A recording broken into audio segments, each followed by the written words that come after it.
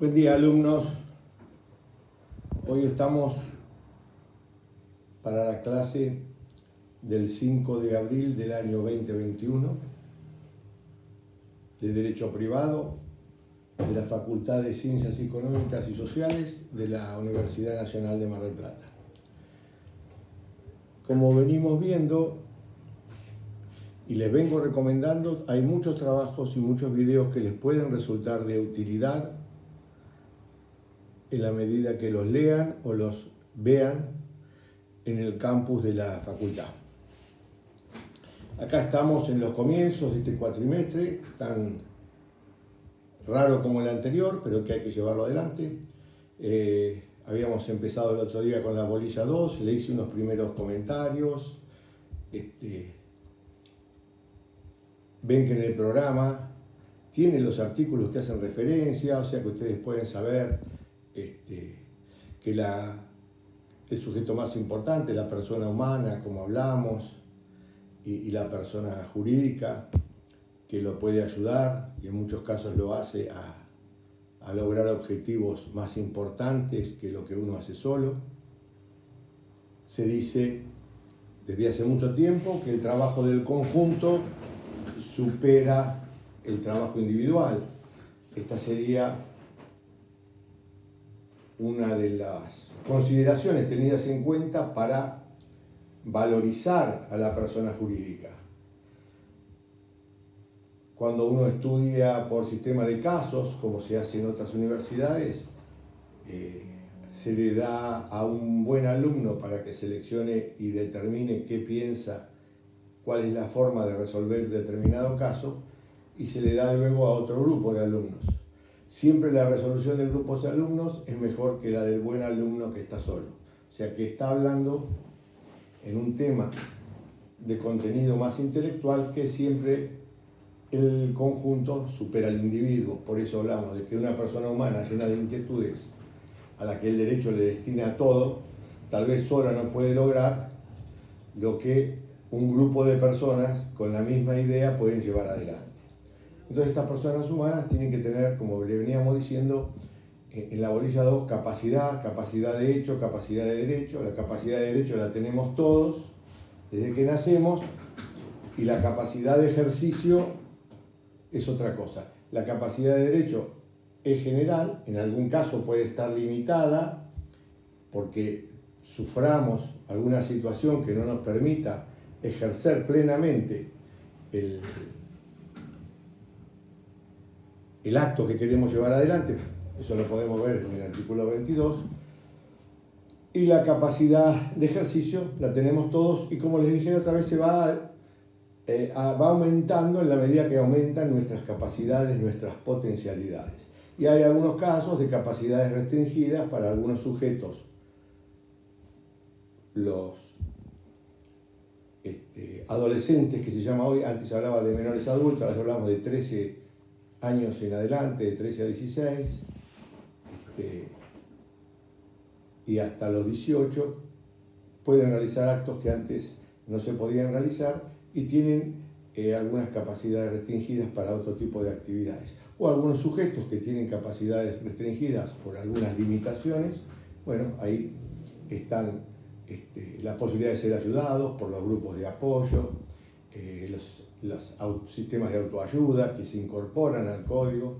Bueno, siempre todo tendiendo a que la persona humana pueda desarrollarse. Ese es el esfuerzo del derecho como ciencia al servicio del hombre, tratar de ayudar.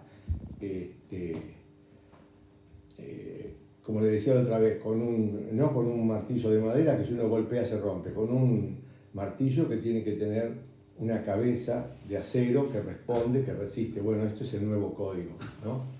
El viejo código se había transformado en un martillo más de madera, con cabeza más de madera que de acero, y ahora tenemos un código que tiene una cabeza de acero y por lo tanto sirve y ayuda y colabora, y lo demuestra ya en las notas de los redactores del código, cómo tratan de darle un valor agregado al código, tratando de esforzarse en que sirva, en estar ayornado como herramienta para el intercambio de bienes y servicios. Y bueno, ¿y cuáles son esas herramientas? Bueno, como les dije también, estaba el que se le otorga a la persona, aparte del nombre, del domicilio, del estado civil, que son los elementos que lo componen, el patrimonio, que charlamos también un rato, con el cual la persona trata de desarrollar sus aptitudes y de alguna manera incrementar su patrimonio, que le va a permitir realizar otros actos jurídicos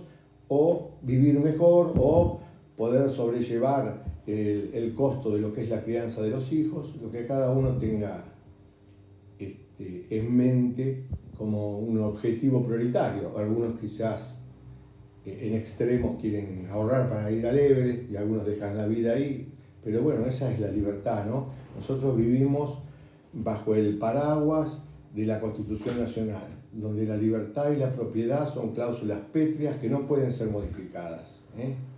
El derecho a la propiedad y a la libertad es inmodificable. Si se modifican cláusulas de la Constitución mediante una reforma de una convención constituyente, solo aquellas que pueden ser sujetas a modificaciones. Los redactores de la Constitución de 1853 fueron claros: la propiedad y la libertad son los basamentos de la Constitución y son cláusulas pétreas, no pueden ser tocadas. Entonces, respetando esa libertad, si alguno quiere hacer un esfuerzo para terminar después, lamentablemente, falleciendo en el Everest, lo hace ejerciendo plenamente su libertad. Y la propiedad es lo mismo. Se ha limitado, como verá más adelante, el abuso respecto de la propiedad, pero se sigue respetando en su gran amplitud. Vemos después entonces que cómo esa persona se va a desarrollar. ¿Qué nos da el derecho? Bueno, el derecho nos da una serie de ejemplos que cuando se bajan a la práctica se permite a los ciudadanos percibir de qué forma pueden ir para acá o para allá. Son distintos caminos. Entonces habla de que el lenguaje del derecho hacia los ciudadanos que quieren realizar determinadas actividades es reconozca que hay hechos jurídicos, que hay actos lícitos y que hay actos jurídicos. Esas serían las tres categorías que ustedes tendrían que ir viendo a partir del artículo 257. Van a ver que hay un hecho jurídico, aquel que produce alguna modificación, transferencia o extinción de derechos y obligaciones. Ahí estamos con un concepto de lo que es un hecho jurídico. Después tienen los actos lícitos, que son aquellos que pueden producir o que producen alguna modificación también o adquisición. Y después están los actos jurídicos propiamente dichos. Esa es la herramienta, ese es el martillo con cabeza de hierro. Los actos jurídicos son la herramienta más importante que tienen las personas humanas para tratar de desarrollarse y llevar adelante los proyectos que crean que lo van a hacer sentir realizado, más pleno. Entonces, el acto jurídico sería el género. Es todo acontecimiento que tiene por fin inmediato producir un efecto jurídico, producir la adquisición, la modificación, la transferencia, la extinción de relaciones y situaciones jurídicas. Ahí tenemos un acto jurídico. Género. Bueno, ¿y cuál es la especie con la que ustedes se van a siempre me oriento en la charla al perfil de estudiante? ¿Cuál es? Y son los contratos. Ustedes van a asesorar, al igual que nosotros los abogados, a los clientes que no van a ser otros que emprendedores, empresarios, comerciantes que tratan de generar riqueza intercambiando bienes y servicios. Ya van a ver que tienen que cumplir un montón de requisitos. En las próximas clases vamos a ver, por ejemplo, los libros de comercio, cómo se fue creciendo, imponiendo y hasta traspasando sus propias fronteras el comerciante. Prácticamente somos todos comerciantes, salvo los que ejercemos una profesión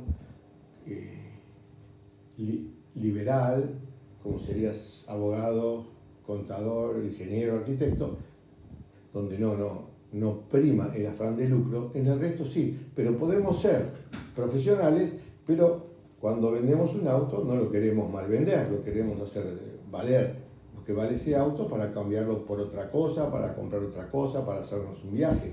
Ya que en ese momento tenemos la conducta del comerciante, queremos vender y sacar el mayor provecho posible. No lo hacemos con habitualidad, no somos comerciantes por eso, pero sí defendemos, lo vengo diciendo, desde que mis hijos para vender una bicicleta, para vender una cámara GoPro, para vender una tabla de esquí, de surf, todos tratan de sacarle el mayor valor y por eso ha adquirido, es tan cierto lo que les cuento del comercio, que ha adquirido tal magnitud el intercambio de bienes y servicios, que por eso tenemos que las empresas virtuales valen más que YPF, independientemente de lo mal administrada que esté o que vendan la nafta subvencionada, aun cuando estuviera bien administrada, estas empresas, Mercado Libre, tiene más valor que una empresa petrolera, que antes era la panacea. ¿Por qué?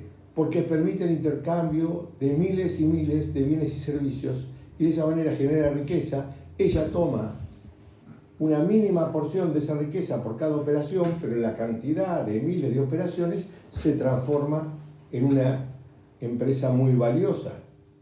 En mínima escala nosotros seríamos asesores de determinadas empresas, tomaríamos, en la medida que lo hagamos bien, como lo hace Mercado Libre y otras empresas del tipo, una mínima porción de esa riqueza en concepto de honorarios, y de eso viviríamos. Sigo recalcando que cuando hablo de riqueza no estoy hablando de hacerse rico como puede pensar un ciudadano común, estoy hablando de tomar una porción de la diferencia entre el ingreso y el egreso que genera un emprendedor, un comerciante, y de ese remanente que ustedes van a poner en el haber, porque es el superávit al final del ejercicio, bueno, X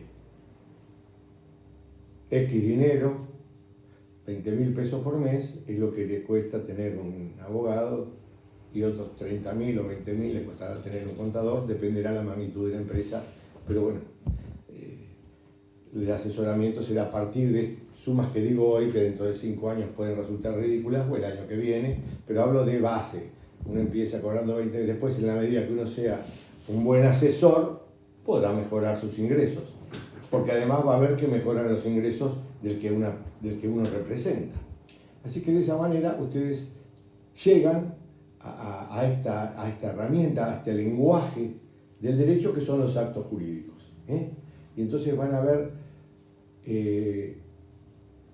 vamos a tomar el contrato de locación como ejemplo, porque después les voy a dar una charla especial, porque van a ver que el contrato de locación, que es un acto jurídico como género y en la especie, es específicamente este contrato de locación, a pesar, así como les dije que el Código de Vélez rigió 150 años y este código recién tiene 5, ya sufrió 2 modificaciones. Y hay una nueva ley de locaciones que modifica al Código Civil y Comercial y agrega algunas variantes, no muy saludables a mi humilde criterio, por suerte, lamentablemente. Pero bueno, sí lo uso como ejemplo para cuando después lo puedan relacionar cuando se refiere a uno específicamente al contrato de locación. Que en este momento queda reducido, locación de cosas muebles o inmuebles. Antes había contrato de locación de servicios y de obras, hoy no existen más. Son contratos de obras, contratos de servicios y contratos de locación, queda dirigido al alquiler de cosas muebles o inmuebles. Bueno, ¿y qué vamos a ver? Y tenemos que ver, según el asesoramiento que uno le brinde al cliente y la formación que uno tenga, que ese acto jurídico, género, especie y locación esté bien redactado. Que, por ejemplo, no esté sujeto a planteos de nulidad, porque hay un vicio del acto jurídico, porque hay un vicio de la voluntad. Y ahí van a ver ustedes en la bolilla 3, en los puntos 9, 10 y 11, que en los contratos hay dos o más personas que celebran un acuerdo. Esas personas tienen que poder expresar su voluntad libremente, que lo quieren celebrar. Esa es la libertad. Yo celebro este contrato de locación, supongamos, para alquilar mi casa con un propietario que está de acuerdo en alquilármela a mí. Y ahí yo le manifiesto que voy a vivir con mi mujer, con mis hijos, si todavía estuvieran conmigo, y que estoy dispuesto a pagar X cantidad de suma por mes. Y ahí uno comienza un diálogo que finalmente provoca la redacción de un contrato. Recuerden que los contratos, y especialmente el de locación, debe celebrarse por escrito y debe estar firmado por las partes. Entonces, en ese diálogo, que podríamos llamar tratativas preliminares, para ponernos de acuerdo en el plazo, hay un plazo mínimo que se volvió a cambiar, que era de 2 y era de 3 años, pero bueno, en el monto del alquiler, en cómo se puede actualizar ese alquiler, si nos tenemos que atener estrictamente a lo que dice la ley o podemos acordar algo a las partes, que ya veremos en su momento. Tiene que quedar claro que exteriorizamos nuestra voluntad. Bueno, ¿y qué podía pasar si decimos que no la exteriorizamos como quisimos? Bueno, podría decirse, podría plantearse que en esa voluntad ha habido un error, ha habido violencia sobre la persona, lo que la obligó a decir que sí, o que estaba de acuerdo cuando él quería decir que no, o que no estaba de acuerdo, o puede haber dolo. Fíjense, son 3 situaciones que se pueden dar, que el código las trata específicamente. Entonces dice, ¿qué puede ser? Puede ser un error, no cualquier error. Tiene que haber un error esencial, que nulifica el acto. Yo quise celebrar un contrato de locación y me dicen que es un contrato de compraventa. Hay un error esencial, yo quería alquilar, no quería adquirir. Los montos son significativamente diferentes. Ha habido un error esencial en el objeto del acto, o en la persona. Yo lo quería celebrar con determinada persona y era con otro. Error que de yo haberlo conocido no celebraba el acto. No, si yo iba a alquilar, ¿cómo voy a celebrar una compraventa? Después puede haber violencia. Una de las partes o un tercero la ejerce sobre mí. Mirá, firmá este contrato a 200.000 pesos por mes, que es impagable, porque si no, tus hijos van a sufrir un accidente. De esa manera, uno firma, es cierto, se celebró por escrito, es cierto que está firmado, es cierto que la firma es de la parte, pero se hizo con violencia. Y de esa manera se puede anular el acto porque padece un defecto grave, insalvable. No lo hubiera celebrado si no hubiera sido violentado, que es haber sido amenazado, ¿no? Aunque uno no sea físicamente agredido. Ni tampoco tiene que ser en su persona, pueden ser en la de algún ser querido. Tiene que tener eso una verosimilitud, tiene que poder acreditar uno que eso es real. Si es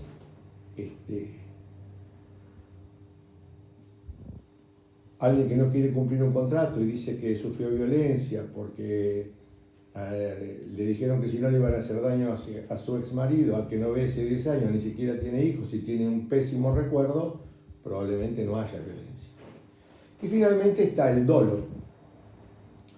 El dolo es la intención de dañar, es todo artificio, maquinación o engaño que tiende a que determinada persona celebre determinado acto que, si no fuera por esa actitud oleosa, por ese artificio, esa maquinación, ese engaño, esa manera astuta de llevarlo a errar, no lo hubiera celebrado. Y entonces ahí tenemos los 3 factores que pueden hacer que un acto jurídico, género, especie, contrato de locación, quede sin efecto, que hubo un error esencial, que hubo violencia para llevármelo a firmar o que hubo dolo por el cual, planteados cualquiera de estos tres, el acto quedaría sin efecto. Pero también podemos tener no vicios de la voluntad, sino vicios del acto jurídico. Eso ya es distinto, lo van a ver también en el 332, y se dividen en lesión, simulación y fraude. Son temas complejos que ustedes, con este perfil de estudiantes de ciencias económicas, solo deben saber que existen. No les van a pedir a ustedes que resuelvan un tema de lesión, de simulación o de fraude. Sí que ustedes puedan decirle a su cliente, comerciante, emprendedor: mirá, acá me parece que pudo haber habido una simulación. Háblalo con tu abogado. Acá pudo haber un fraude. Ojo, que en este caso pudo haber lesión. Para lo cual tiene que saber los conceptos, que es lo que uno está tratando de transmitir. Por ejemplo, cuando se dice que hay lesión, cuando una de las partes en un contrato trata de obtener una ventaja evidentemente desproporcionada y sin justificación, porque se abusa de la necesidad, ligereza e inexperiencia de la otra parte. Si, supongan ustedes, en este contrato de locación, una hija que ha quedado con un inmueble, es joven, recién 18 años, porque sus padres fallecieron y necesita algo de dinero, y viene una parte que le dice que quiere celebrar el contrato y ella tiene un buen local y se lo alquila por 20 años a 5.000 pesos por mes, fijos e inamovibles, puede ser que se esté aprovechando de alguien que no tiene la formación suficiente, que acaba de pasar una situación delicada, que quiere tener algún ingreso, pero evidentemente va a obtener esa persona con precio fijo, inamovible y una suma inicial ridícula, una ventaja evidentemente desproporcionada y sin justificación. Yo le estoy dando un local comercial y él me está dando el equivalente a 3 kilos de asado. No resiste el análisis. Ahí estaríamos frente a la lesión. Después están las situaciones de simulación y fraude, que es cuando yo simulo que realizo un acto jurídico, un contrato, que vendo, o en este caso contrato de locación, simulo que hago un contrato de locación y en realidad lo estoy vendiendo. La simulación, si es lícita, no tiene problema, pero si es ilícita, si es para perjudicar a un tercero, entonces ese acto puede caer, puede ser dejado sin efecto. Es difícil, ustedes solo tienen que saber eso, que si sospechan que están frente a un acto simulado, el abogado lo estudie, se va a agarrar los pelos, porque poder demostrar una simulación es un proceso de larga data, no menos de 10 años de discutir en la justicia. Se hace generalmente, lo voy a relacionar con el fraude, que también es cuando alguien se siente perjudicado y dice que determinado acto fue celebrado en fraude de él o de otros acreedores. Y con esto terminamos. Yo vengo hablando de la actividad comercial, del valor del comerciante, del empresario, del emprendedor, de lo cual no tengo ninguna duda.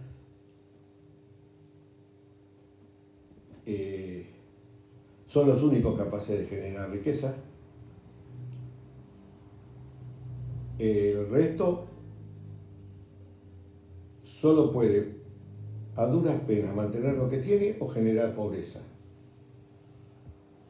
Si yo hago un parangón con la Argentina desde el advenimiento de la democracia, ustedes van a ver que el doctor Alfonsín repartía las cajas PAN, 800.000 cajas PAN.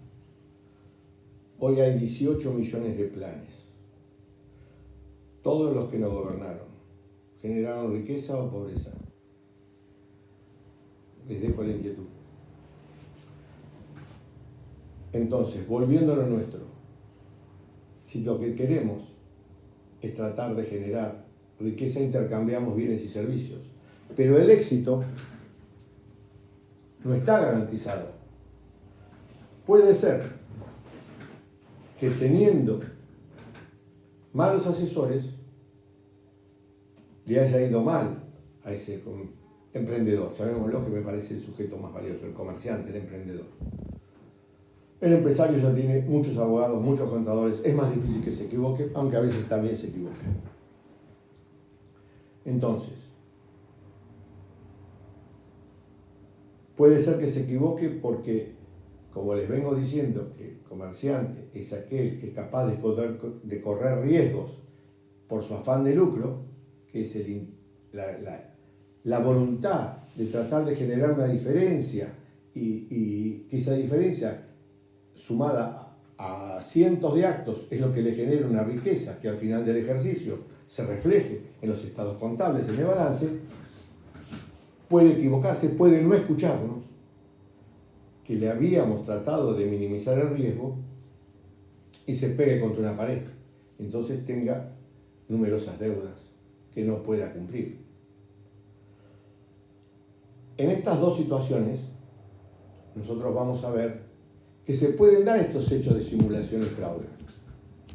Van a ver ustedes que si viene desesperado porque no puede cumplir con sus obligaciones y piensa que su patrimonio se responde con todos los bienes por las deudas que se contraigan, puede ser agredido y entonces le van a embargar la casa. Frente a los conflictos que le generaría no solo de índole económico, sino de índole personal con su mujer y con sus hijos, esa persona toma la decisión de poner la casa a nombre de otro, simula una venta.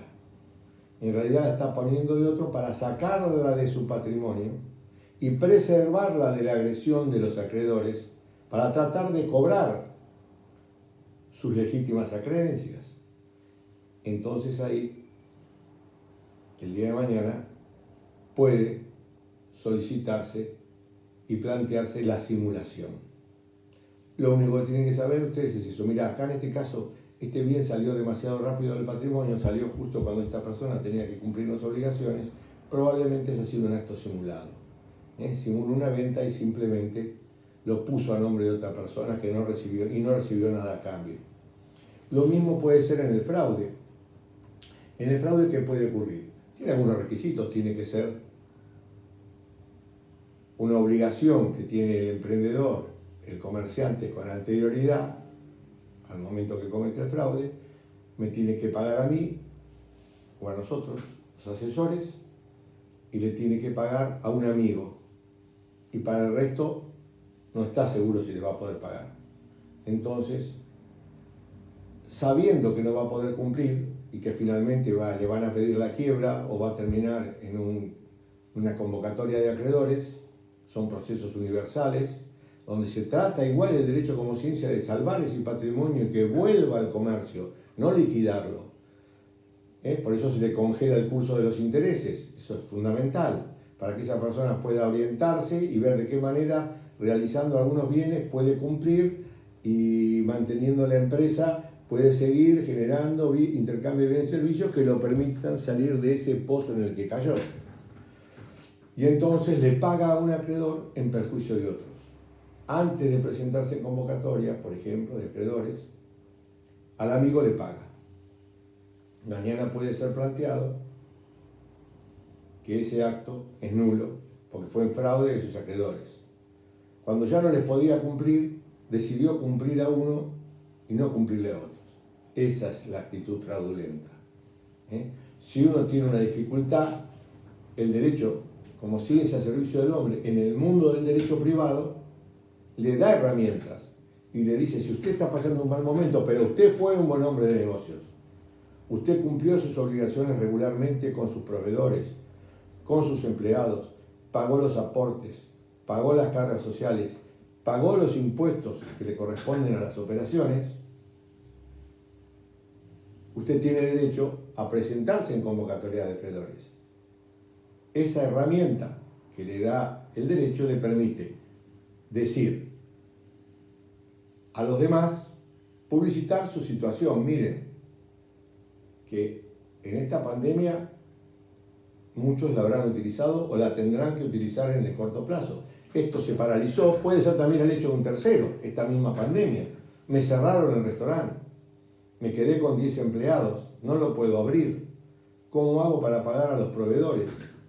Bueno, ese buen hombre de negocios que plantea ante el juez la situación que le toca vivir, el juez puede decir, bueno, se paralizan todas las ejecuciones que haya contra esa persona o que se pretendan iniciar,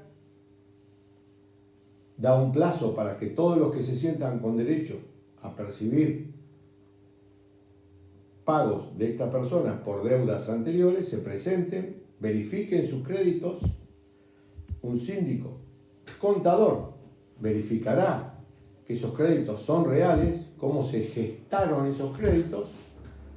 Mientras tanto estarán congelados los intereses para consolidar un patrimonio y permitir que pasado determinado tiempo se haga una propuesta a aquellos acreedores que han quedado verificados y les digan, bueno, miren,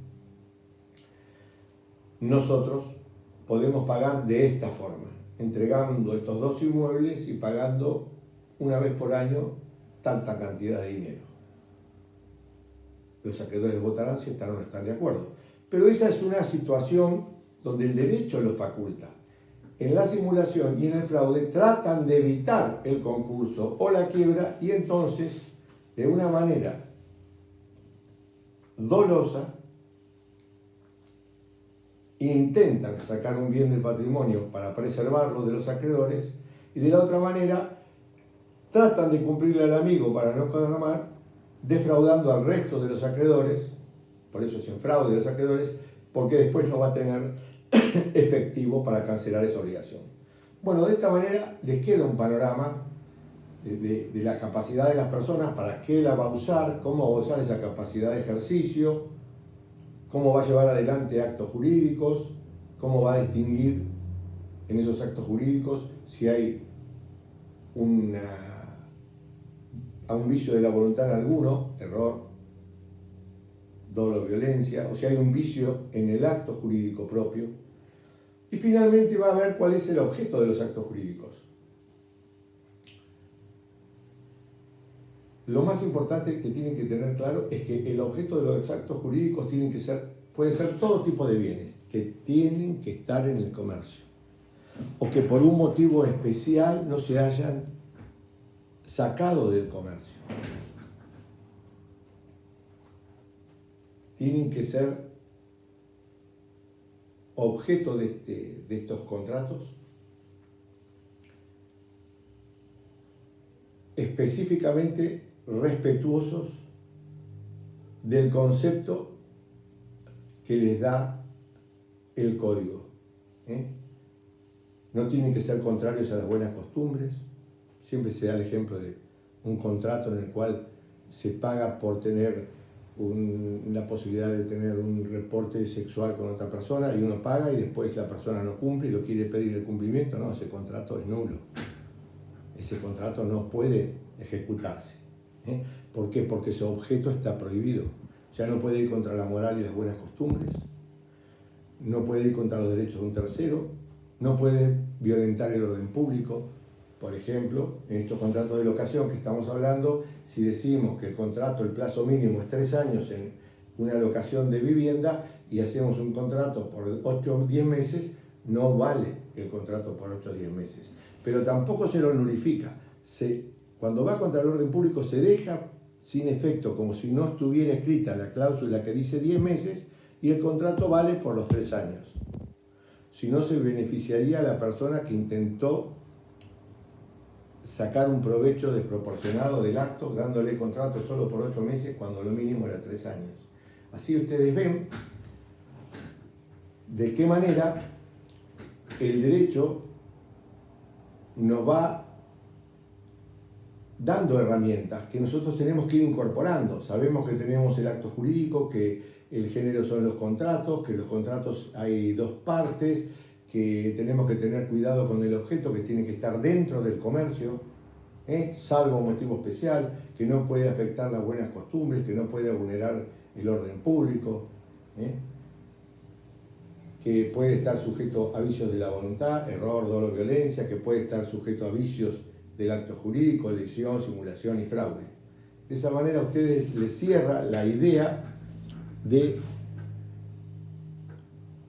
qué están incorporando a su conocimiento. Están incorporando ni más ni menos que herramientas con las que ustedes el día de mañana podrán asesorar y minimizar los riesgos que algún emprendedor, algún comerciante, por su propia impronta, quiera correr en aras, en pos de generar riqueza en el intercambio de bienes y servicios.